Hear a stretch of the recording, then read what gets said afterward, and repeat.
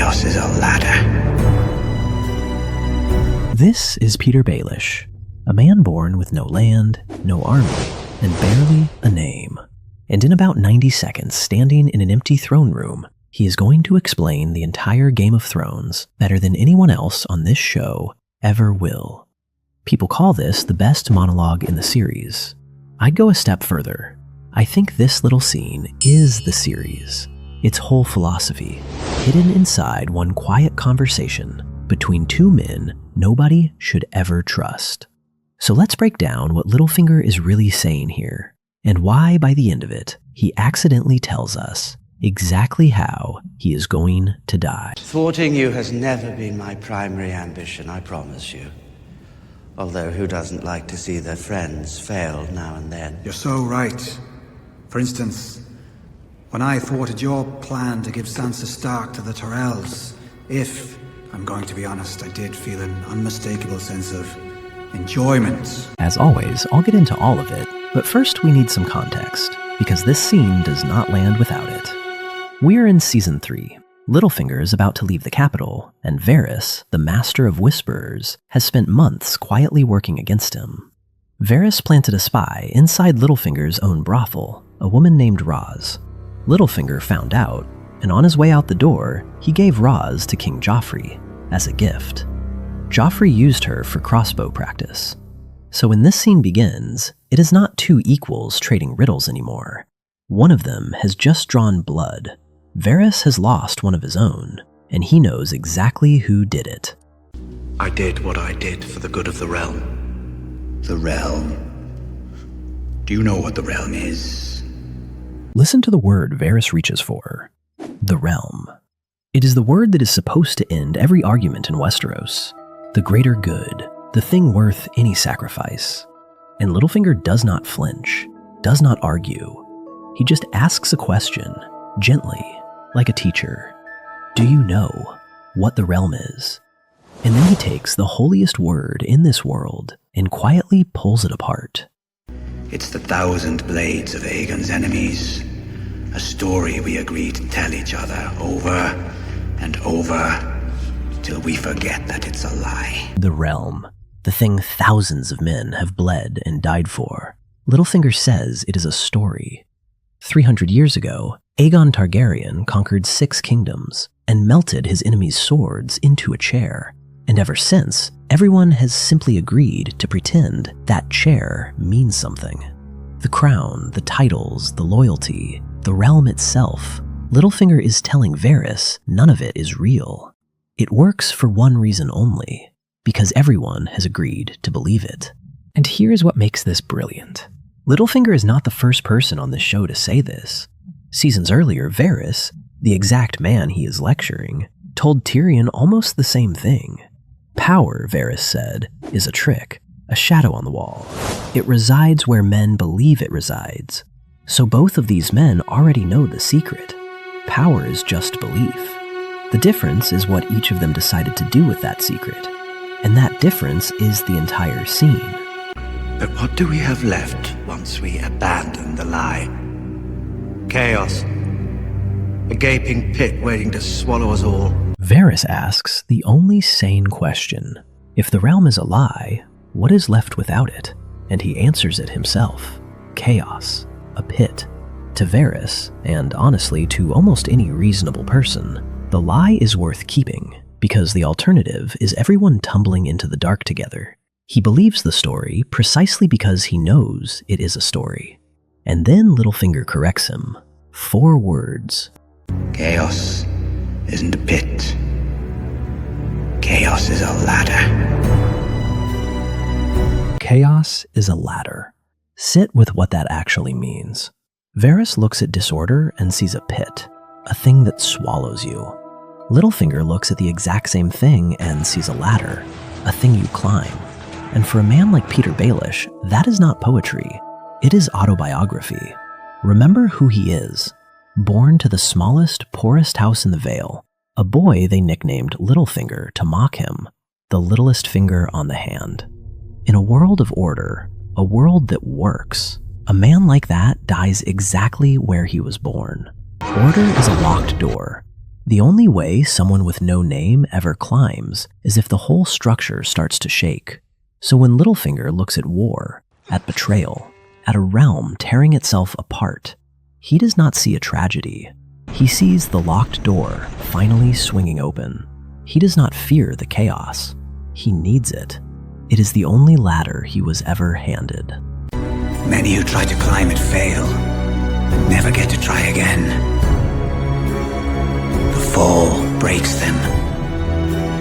And now watch what the scene does, because this is where it turns genuinely cold. As Littlefinger says, many who try to climb it fail. The show cuts away to a body.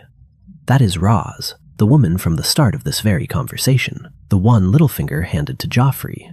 Because Roz tried to climb too. A girl from a brothel in the north who climbed all the way to the capital, into Littlefinger's establishment, and then reached one rung higher, into Varys' service as a spy. And the moment she reached too far, Littlefinger simply let go of the rung. Here's the part that should make your skin crawl. Littlefinger is delivering a calm little lecture about people who fall over the corpse of the woman he just had killed. He is not describing the world, he is pointing at his own work. The body on the bed is the proof of the sentence he is speaking. And some are given a chance to climb, but they refuse. They cling to the realm, or the gods, or love. Illusions. And then he names the real losers. Not the people who fall, the people who will not even climb. And listen to his list, because not one word of it is random. The realm, the gods, love. That is a precise description of every honorable person on this show. Ned Stark clung to the realm, to honor, to doing things the right way, and it put his head on a spike. Stannis clung to the gods, to a red priestess and a prophecy, and it burned his own daughter alive. Robb Stark was handed a kingdom and clung to love instead. He married the woman he wanted, and the red wedding was the bill. To Littlefinger, every one of those people was holding something. Honor, faith, love. And every one of those handholds is exactly what got them killed. He is not saying those things are bad. He is saying they are weight. They are illusions you try to carry up the ladder, and they are heavy enough to drag you off it. His entire edge, the reason he keeps climbing while better men keep dying around him, is that he has decided to carry nothing at all. Only the ladder is real. The climb is all there is.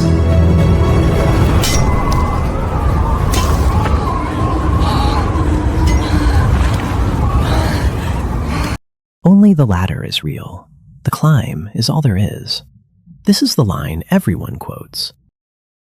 But I think it is the saddest thing Littlefinger ever says, and I do not think he can even hear it. Because notice what is missing from it. Almost every other player in this game wants something. A throne, a home, revenge, their family made whole again. There is an end, a place the climbing finally stops. Littlefinger just told us his philosophy has no end. There is no chair he is climbing toward. There is only the climb. And that means a man like this can never stop. He can never be satisfied, never rest, never be safe, because the instant the world goes quiet and orderly, his ladder simply vanishes. So he does not only survive on chaos, he has to keep manufacturing it for the rest of his life. And he does. Every move he makes, the dagger he put to Ned Stark's throat, the lie about the blade that started a war, it is all the same act. Shake the structure, keep the ladder there. And here is something a lot of people do not know. This monologue is not in George R.R. Martin's books. Not a word of it. The Chaos is a Ladder speech was written for the show by the showrunners David Benioff and D.B. Weiss. In the novels, Littlefinger's philosophy is scattered. 100 little knife blade lines, dropped to Sansa across hundreds of pages. What Benioff and Weiss did was take that whole scattered worldview and compress it into 90 seconds in an empty room. Always keep your foes confused. If they are never certain who you are or what you want, they cannot know what you are like to do next. Sometimes the best way is to make moves that have no purpose. And watch the choice Aidan Gillen makes as an actor. He does not play it as a villain's boast. He plays it quietly, gently, almost like a kindness. He is not threatening Varys. He is just explaining the weather. And that is so much more frightening than a threat. But here is where this scene becomes something far bigger than a clever speech. Because Littlefinger lied, not to Varys, to himself. He told us the people who fall are the ones who cling to illusions. The realm, the gods, love. He told us he carries nothing. And that is not true. Littlefinger has exactly one illusion. One handhold he never, ever let go of. A woman named Catelyn. A girl he loved when they were both children, who never once loved him back. Everything Petyr Baelish ever did, every betrayal, every body, the entire war, at the very bottom of it, is a boy who could not let go of a girl.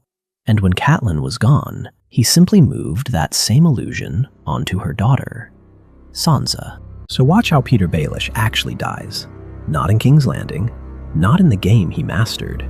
In the north, on his knees, in front of the two Stark girls, judged by Sansa, the daughter of the woman he could never stop climbing toward. His throat opened in a hall full of northerners. He climbed the ladder higher than anyone in the entire story, from the smallest house in Westeros to within one arm's reach of a crown. And the wrong that finally broke under him was the one illusion he swore to Varys he did not have. The fall breaks them, he said. He said it over a body. He just never understood he was also describing himself. Chaos was a ladder, and Petyr Baelish climbed it all the way to the top of the Great Stair at Winterfell, and then he fell. If you made it this far, thank you for watching. If this breakdown was worth your time, leave a comment, drop a like, and subscribe. It genuinely helps more than you'd think. I'll see you in the next one.